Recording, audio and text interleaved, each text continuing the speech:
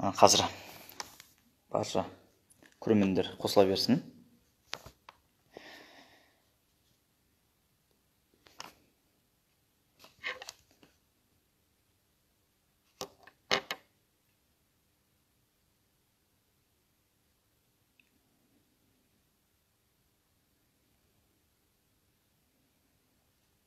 Сәлеметсіздер ме? Қалдарыңыз қалай?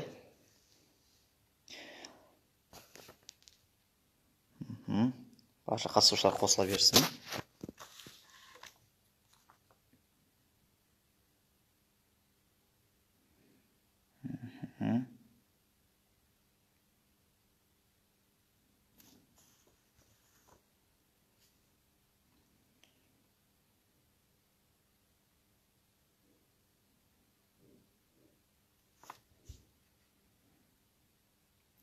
Сәлеметсіз бе?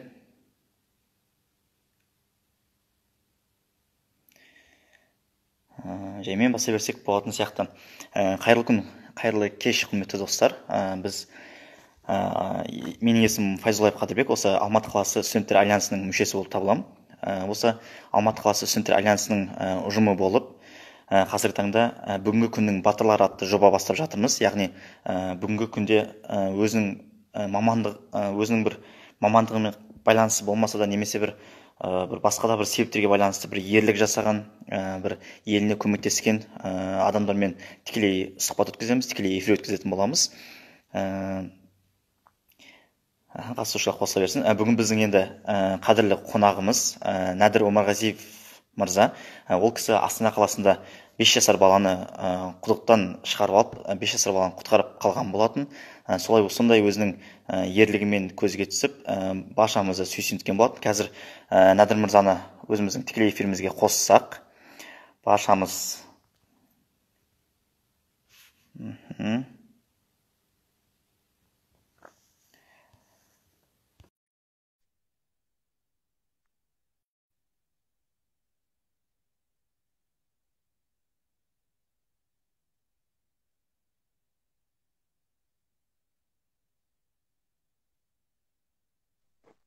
Ассаламағалейкум. Уағалейкум ассалам. Сәлеметсіз Нәдір мырза, қалыңыз қалай? Бәрі жақсы, шүкір, рахмет. Өздеріңіз қалай? Жақсы бәрі, аман есен. Бүгін біздің АСК парақшамызға қош келіпсіз. Тікелей эфирімізге қош келіпсіз. Сізді көргенімізге шын жүректен қуаныштымыз.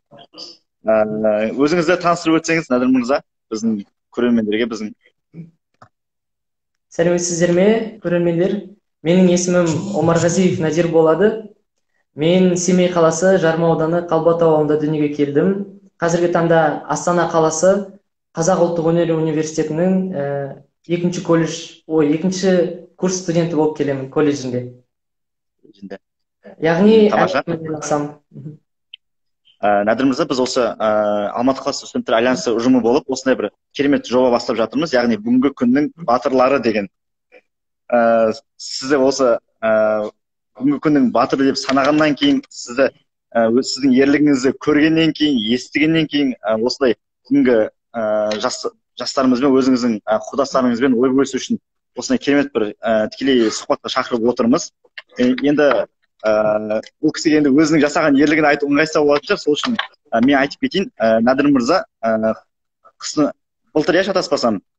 Иә, 2019 жылы. 2019 жылы қыстың күні досымен оқудан келе жатқан кезде Астана қаласының көшелерінің бірінде бір құдыққа түсіп кеткен 5 жасар баланы байқайды. Ол жерде маңында ата-анасымен екі кісі болып, сол жерде не істейін білмей тұрған болатын.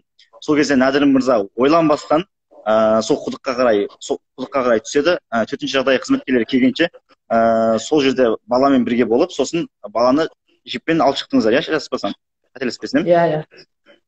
Сол үшін Нәдір мырзаның өзі ішкі істер министрінің Ерлан Тұрғымбаевтың қолынан төтенше жағдайдағы ерлігі үшін медаль төсбелгісімен марапатталды.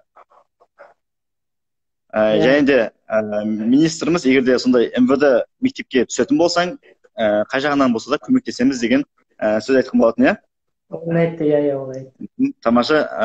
Нәдір мырза, шыны керек, ерлік деген ол нәрсе бір қалай айтсақ, ол нәрсеге ешқашан бір дайын болмайсың, немесе бір ол дайындықпен келетін нәрсе емес. Ол сол жерде бір секунд уақыт аралығында тез ойланып, тез шешім қабылдап, осындай ерлікке барғаныңыз үшін сізге үлкен рахмет. Шынымен осындай ерлігіңіз сүйсініп отырмыз, қуанып отырмыз. Осындай сіз сияқты жастар барда болашағымыз жарқын болады, біздің болашағымыз кемел болатынына нық сенімдеміз.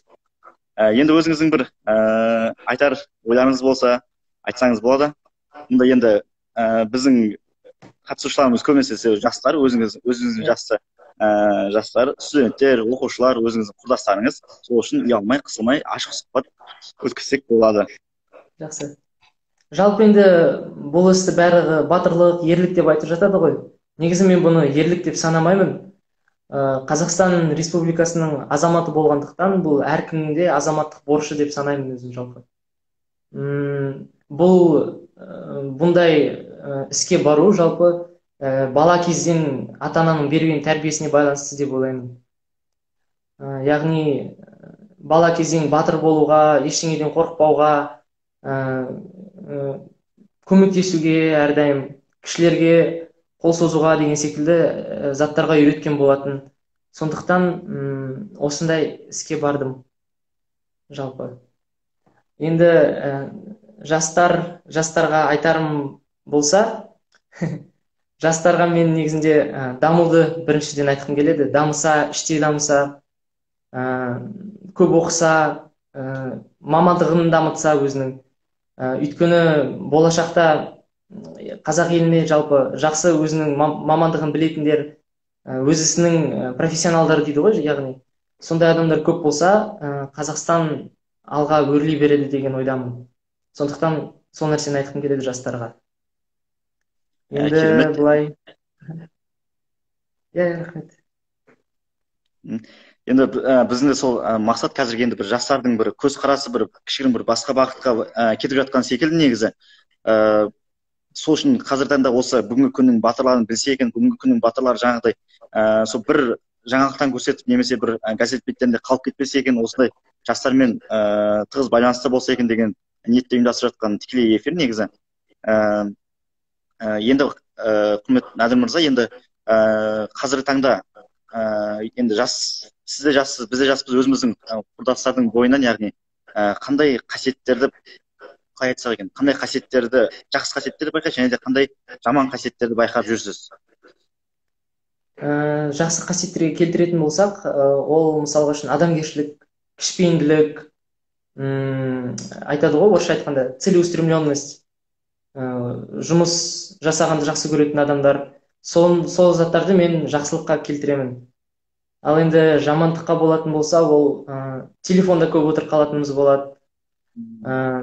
Социалдық сеттерде дейді ғой, енді осылай жалқау болып кетіп жатырмыз осы телефонның кесірімен. Тағы да айтатын болсақ, енді қазір не болады ғой, андай бір-біріне бір қол ұшын созғысы келмейтін, бір-біріне сенбейтін кездер болып қалады. Сондай нәрселерді мен, яғни жаман жақтарына келтіремін. Жақсы. Енді Нәдір мырза, сізді теледидардан да көрдік, Харекет бағдарламасына да бардыңыз. Мына Google-ға, мысалы, өзіміздің пайдаланып жүрген Google-ға бүгінгі күннің батырлары десе, алғашқы болып сіз шығасыз негізі, шыны керек. Оған қатты қуанамыз, себебі осындай жастар бар да, шыны керек өзіміздің қазіргі қазақ жастары деген кезде, мысалға, Нәдір Омарғазиев деп көрсетуге болатындай, сондай бір ерлігіңіз үшін үлкен рахмет. Енді сол ерлігіңізден кейін өміріңіз қалай өзгерді негізі? Атақ жағынан болсын, немесе көше танып жата ма, немесе бір мектебіңізде, немесе қазіргі оқып жатқан колледжіңізде сізге деген көзқарасы қалай адамдардың? Негізінде көзқарасы сол баяғыдай, жалпы бәрі сол бұрынғы Надир секілді көреді. Негізі ол жақсы нәрсе деп ойлаймын, өйткені ешкім мені былайша айтқанда завышать ешкім не істемейді, мұғалімдерім де ешқайсысы завышать етпейді, мысалға үшін. Жалпы енді көшеде ешкім танып жатпайды, өйткені өмірде басқандай болған шығар, түріміз сондықтан шығар деп ойлаймын. Жалпы сондай көзқарас. Жақсы. Енді Ерлан Тұрғынбаев мырза сізге өзі жеке айтты, егерде МВД мектепке түсетін болсаң, саған барлық жағынан көмек жасалынады деп. Не үшін ол бағытты таңдамадыңыз, не үшін өнер бағыты? Негізі мен өзім бала кезінен ән айтқанды ұнатамын. анам мені ән айтуға үйретіп, үлкен сахнаға шығарғысы келіп, өзінің бір ұлым осындай үлкен әнші болса екен, белестерге жетсе екен деп аңсайтын еді. Сондықтан да мен бала кезімнен осылай қалыптасқан мақсатым, арманым әнші болу. Сондықтан енді бөлек жолға кете алмадым. Бөлек жолға мысалға кете алмадым мен, шыны керек. Жақсы. Жаңа өзіңіз айтпақшы, әркім өзінің саласын, өзінің қызығатын саласын шыңына апарса, негізі еліміз сол кезде ғана шынайы көркейеді. Сол үшін сіздерді бұйыртса үлкен қазіргі таңдағы Димаш ағамыз сияқты үлкен бір азамат болуыңызға шын жүректен тілектеспіз. Рахмет үлкен. Қазір 1 минут. Құрметті біздің қатысушылар, Нәдір мырзаға сұрақтарыңыз болса қойсаңыздар болады.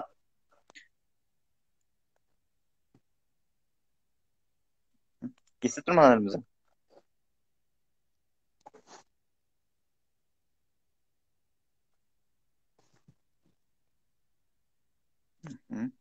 Естіліп тұр ма? Иә, естіліп жатыр.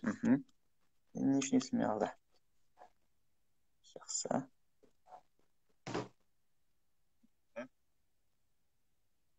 Ал достар, сұрақтарыңыз болса қойсаңыздар болады. Нәдір мырза барлығына жауап беруге дайын. Иә.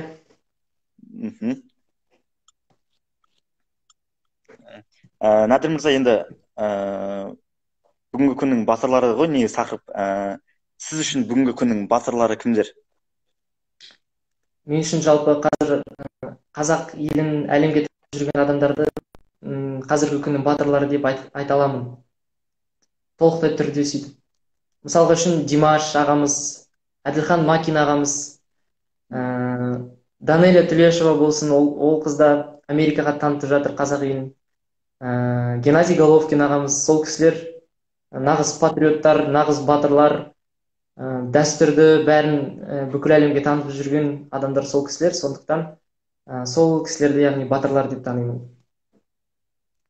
Сіздің мұнда сұрақтар келіп жатыр. Болашақ мамандығың қандай дейді? Болашақ мамандығым әнші. Сосын әншімен қатар мен аспаздықпен айналысамын. Тамақ пісіргенді ұнатамын. Сол екеуін қатарлас алып жүрсем жақсы болар еді. Негізгі жалпы мақсатым, мамандығым ол әнші. Жақсы. Енді мұнда әншімін дегеніңізде барлығы Нәдірден бір ән болсын деп сұрап жатыр негізі. Нәдір, қой, пожалуйста дейді. Нәдір, ән айтып берсең болмай ма дейді. Қалай жалпы? Мүмкіндік бар ма? Ал айтып берейін, акапельно болса, кешірім өтінемін. Қасиеттім келім, жаралған сенен сүйегім, арқардай ауып жүргенде, арқамды саған сүйедім. Арқардай ауып жүргенде, арқамды саған сүйедім.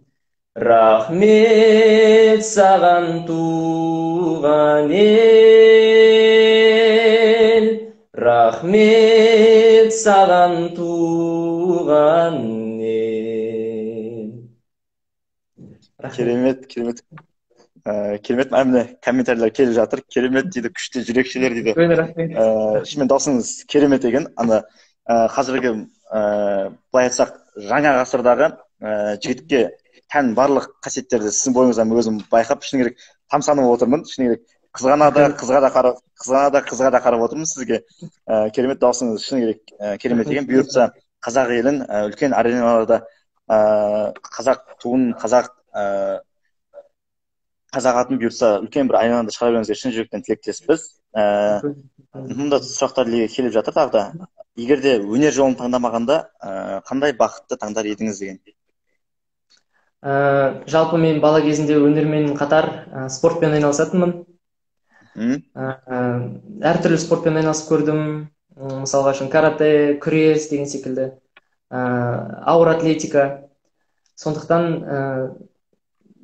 мүмкін мен бокспен айналысар ма едім. Егер де ән жолын таңдамасам. Керемет, керемет. Бокстан да хабарым бар дейсіз ғой. Спорт жағынан да алыс емеспін дейсіз ғой. Керемет, тамаша. Сұрақтар болса Мұнда енді сізге деген керемет ойлар жазып жатыр. Керемет, тамаша деп. Достар, сұрақтарыңыз болса Нәдір мырзаға қойсаңыздар болады. Жаңадан қосылып жатқан қатысушы көрермендер болатын болса, бүгін біздің тікелей эфирімізде Нәдір Омарғазиев мырза төтенше жағдайда жасалған ерлігі үшін медалінің иегері, қазіргі таңдағы өнер академиясы университетінің колледжінің 2-ші курс студенті, болашақ маманы, әнші, керемет. Нәдір мырза, өзіңіз жайлы айтып кетсеңіз, отбасыңыз жайлы. Мен жалпы көп балалы отбасыдан тұрамын. Бізде үйде 7 бала, ата анам, яғни 2 ұл баламыз және 5 қыз бала. 5 қыз бала. Кезінде анам да ән айтатын, өзі бір біздің ауылда танымал әнші болатын деп айтса да болады. Бір қыздар тобы болатын, ауылдың халық әншілері деген атағын алған. Сондай. Керемет. Мұнда анаңызға да тілектер білдіріп жатыр. Осындай керемет баланы тәрбиелеген анасына мың алғыс дейді. Шыны керек, жаңадан бері сізге қарап сүйсініп отырмыз. Андай қазіргі таңдағы бір тек қана сөзбен шектеліп қалған жастар емес, жаңа іспен дәлелдеп көрсетіп жүрген жастардың бірі екенсіз. Шыны керек, сол үшін шыны керек, осындай баланы тәрбиелеген анаңызға үлкен рахмет. Осы барша қатысушылардың атынан, Алматы қаласы студенттер альянсы атынан, республика студенттер альянсының атынан анаңызға дұғай сәлем айта барыңыз. Үлкен рахмет. Ал достар, тағы да сұрақтарыңыз болса, Нәдір мырза дайын барлық сұрақтарға жауап беруге. Тікелей эфиріміз енді қызып жандана түсіп жатқан сияқты. Достар, сұрақтарыңыз болса, мархабат. Нәдір мырза, қалай ойлайсыз, қазіргі жаңа замандағы жастарға, яғни ер балдарға дейікші, ер балдарға негізі нағыз керек бір 3 қасиетті айтып берсеңіз. Қазіргі таңдағы ер бала үшін 3 қасиет. Біріншіден ол мейірімділік, кішіпейілдік, яғни шыдамдылық. Сосын адамгершілік. Сол 3 қасиет ең керекті деп ойлаймын. Керемет, шыны керек. Бұл қасиеттерсіз ешқайда алысқа бара алмайды. Осындай жігіттер көп болсын дейді. Жақсы. Достар, сұрақтарыңыз болса, қойсаңыздар болады. Бүгін біздің тікелей эфирімізде Нәдір Омарғазиев, бүгінгі күннің батыры,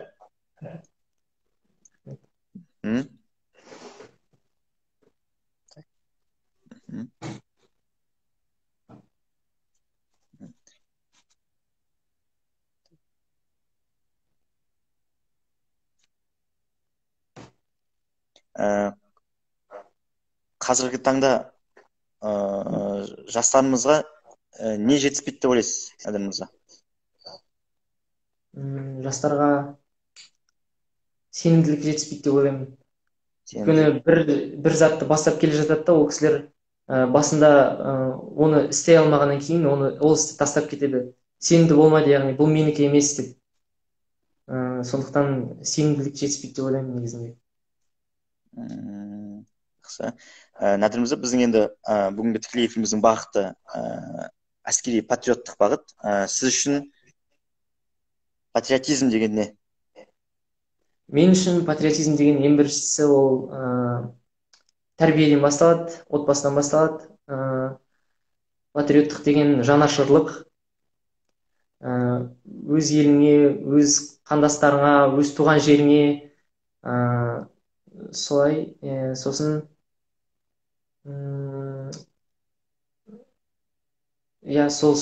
сол негізі мен ойымша патриоттық деп ойлаймын. Дұрыс, ең алдымен айналамызға жанашыр болуымыз керек, айналамызды қорғауымыз керек деген сияқты. Керемет. Мұнда сұрақтар келіп жатыр. Қандай сезімде болдыңыз дәл сол сәтте де, яғни сол 5 жасар баланы құлдықтан құтқара алдында қандай сезімде болдыңыз? Негізі мен ондай іс болып қалды деп ойламадым. Өйткені ол жерде енді қараған кезде дұрыстап көрінбеді басында. Біз алыстап келе жаттық қой жолда. Сосын жақындай берген сәтте оны байқап, бірден былай состояние аффекта дейді ғой. Сондай сезімге түсіп, қалай көмектессем екен деген ойлар бірден келе бастады. Қобалжу деген болмады ол кезде, қорқыныш, ешқандай ондай сезімдер болмады. Бірден қалай көмектессем екен, қолмен алып шыға аламын ба екен, бәлкім байлап шығара аламын ба екен, әлде кіріп алып шыға алатын ба екен деп ойлап, сол шешімге келіп, бірден сол жерде сондай іс-әрекетке бардым жалпы.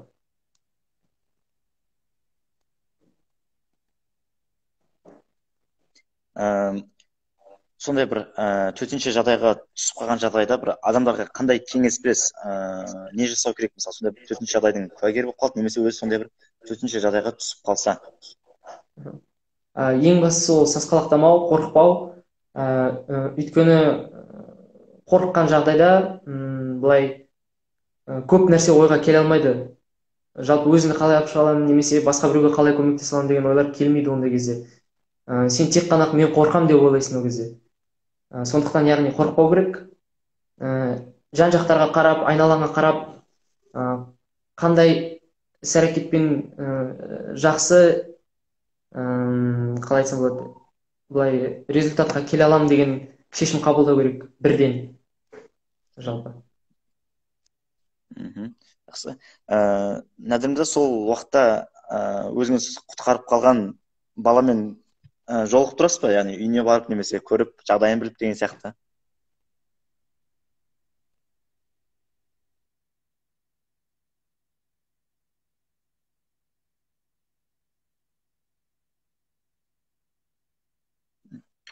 Нәдір мырзада, немесе менде? Нәдір мырза, естіліп тұр ма? Иә, енді естілді. Қателіктер болып жатыр. Мұнда сұрақтар келіп жатыр. Музыка саласында үлгі боларлық тұлғалар кімдер дейді сіз үшін? Сол мен айтып өткендей, Димаш ағамыз, Әділхан Макин, бұрынғы кездегі енді әншілерді келтіретін болсақ, маған мысалға үшін Біржан Сал ағамыз, атамыздың творчествосы ұнайды мысалға үшін. Дауысы да керемет болған. Сол кісілерді өзіме бір сондай мақтан тұтатын тұлға секілді көрем жалпы. Жақсы. Мұнда тағы сұрақтар келіп жатыр. Болашақтағы мақсатыңыз қандай дейді? Және сол мақсатқа жету үшін не жасап жатырсыз дейді? Жалпы енді болашақтағы мақсатым ол отбасымды бақытты қылу. Біріншіден, екіншіден қазақ елін әлемге таныту. Үшіншіден, жақсы әке болу міндетті түрде. Өзімнің мамандығыммен жүре берсем бе деген сондай мақсаттарым бар. Жақсы. Алдағы барша мақсаттарыңызға сәттілік тілейміз, орындалуына шынайы тілектеспіз. Достар, сұрақтарыңыз болса тағы да қойсаңыздар болады. Нәдір мырза, енді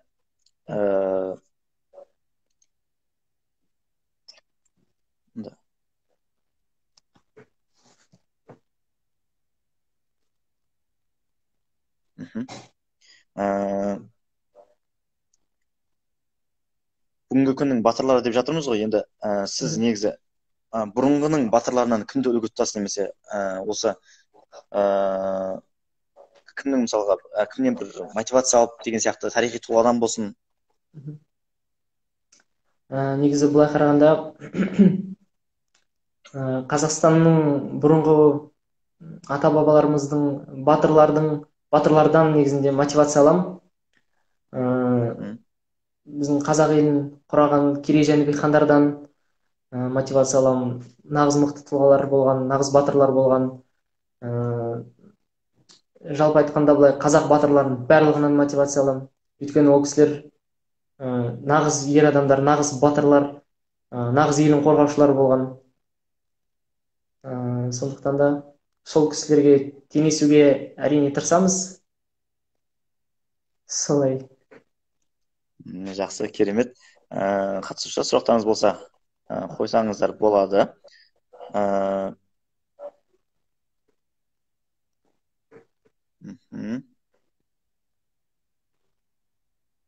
Жақсы. Сол ерлігіңізден кейін бір үйіңіздегі атмосфера қалай болды негізі? Туысқандардың арасында болсын. Кешіріңіз, сұрақты естімей қалдым. Ақаулар болып. Сол жасаған ерлігіңізден кейін үйдегі немесе бір туысқандар арасындағы бір атмосфера қалай болды негізі? Туысқандар не деп айтты, үйдегілер не деп айтып жатыр? Туысқандар яғни қуанып жатыр барлығы, молодец, наш герой деп. Анашым өте қатты қуанды. Бірақ әкем қуанды, бірақ та ол сол құдықтың ішіндегі зиянды заттар туралы біледі екен. Ол кішкене енді ұрысты. Неге ойламастан кіре салдың деп. Өзінің өмірінде былай қатерлікке тіктің ғой деген секілді айтты. Сөйтіп. Біз енді ата-ана қай кезде болсын баласына жанашыр ғой негізі. Иә. Қазіргі таңда сол өзіңіз құтқарып қалған 5 жасар бала қазір енді 6 жасар шығар, сол баламен барып тұрасыз ба, үйіне барып немесе қал жағдайын біліп деген сияқты? Негізінде қазір тек қана телефон арқылы сөйлесеміз. Үйге келуге жағдай болмай жатыр, карантинге байланысты болмай қалды басында. Қазірде ол кісілерде қазір онлайн сабақ деген болып жатыр. Мүлдем уақыт жоқ. Мүлдем уақыт жоқ дейсіз. Былай телефон арқылы ғана сөйлесіп, сөйтіп жүреміз. Жақсы. Бұйырса ол 6 жасар баламызға есейген кезде, есін жинаған кезде, үйлерге айтқан кезде сізге бір кеп жолығатын бола бұйырса. Ахмет аға деген сияқты. Иә. Шыны керек, өзінің өмірін қатерге тігіп, өзгенің өмірін құтқару негізі үлкен ерлік. Сол үшін де бүгін сізді бір бүгінгі күннің батыры десек еш қателеспегеніміз. Достар, сұрақтарыңыз болса қойсаңыздар болады. Енді тікелей эфирімізде өз мәресіне келіп жатқан секілді, Нәдір мырза, біздің көрермендерге осы қазақ жастарына өзіңіздің бір айтатын бізге тілектеріңіз болса, айтатын бір ұсыныстарыңыз болса, немесе бір кей жерде бір шағымдарыңыз болса, айтып кетсеңіз болады. Жалпы көрермендерге айтарым, ешқашанда мұңаймаңыздар, әрдайым өздеріңізге сеніңіздер, өз мамандықтарыңызға сеніңіздер, өз болашақтарыңызға сеніңіздер. Қазір енді кей кездерде өзімізде де болып қалады, сондай бір сенімсіз болып, кішкене бір айтады ғой енді, грустить етіп, сондай кездер көп болып қалады. Олай істемеңіздер, әрқашанда жандарыңызда адамдар болады, достарыңыз болады, көмек сұрауға. Сондықтан да ешқашан жеңілмеу керек, берілмеу керек, тек қана алға. Бақытты болыңыздар, айтарым. Рахмет. Рахмет, Нәдір мырза. Үлкен рахмет сізге. Құрметті қатысушылар, құрметті көрермендер, құрметті Нәдір мырза, бұл біздің тікелей эфирдегі сұхбатымыз сақталады, бұйыртса. Көре алмаған көрерменде болатын болса, қайтып көруіне болады. Нәдір мырза, сізге үлкен алғысымызды білдіреміз, шыны керек.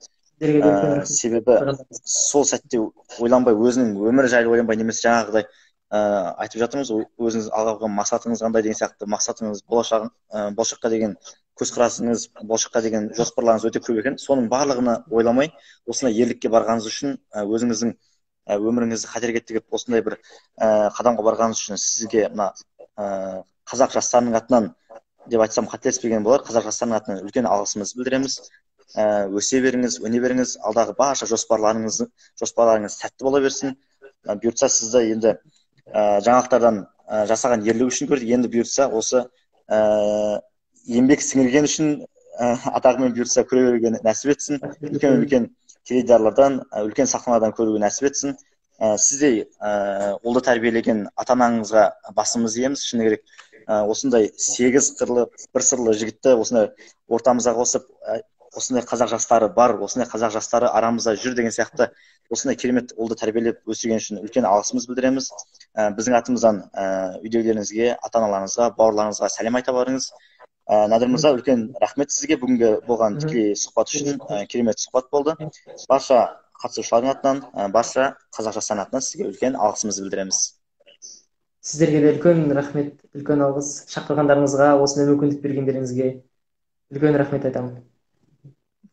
Жарайды, Надыр мырза, сау болыңыз онда. Сау болыңыздар, құрметті көрермендер.